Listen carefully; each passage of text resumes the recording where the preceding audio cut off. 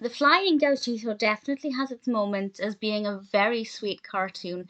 This originally aired as part of the Three Caballeros, and I have to say, of the segments in it, is one of the least problematic. That's not to say that the depictions of various people in South America are brilliant, but certainly compared to some of the others, it's not as bad. And it's about this young gaucho, well, Gauchito, but it's narrated by this the gaucho in his later life, and he's telling the audience about this experience that he had with this donkey. And this donkey happens to be pretty special.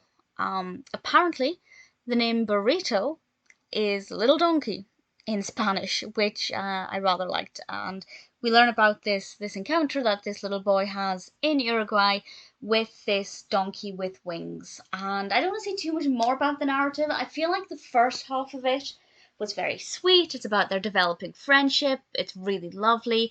And then it gets into a kind of competitive angle, which in itself I don't have a problem with. I've got no issue with, competitive sports as long as no animals are harmed. But I feel like it kind of took away from the beauty of this quite unique friendship and made it something else. But of course, it does give the narrative some meat. It gives it something a bit more substance. So I understand why it took that direction, but I think I would have preferred it if it had just been a shorter but very sweet story about this unexpected friendship between the Gauchito and the little the little donkey.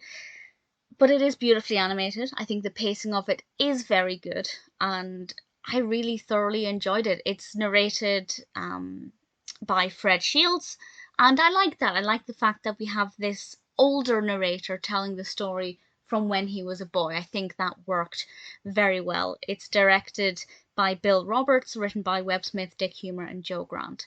If you haven't seen Three Caballeros, it is worth watching. Obviously, Disney gives a warning, these are not accurate representations, etc. And yeah, there are definitely bits in the full film that are rather awkward. But actually, The Flying Gashito is definitely not as bad as some of them. Still not brilliant depictions, but definitely not as awkward as some of it.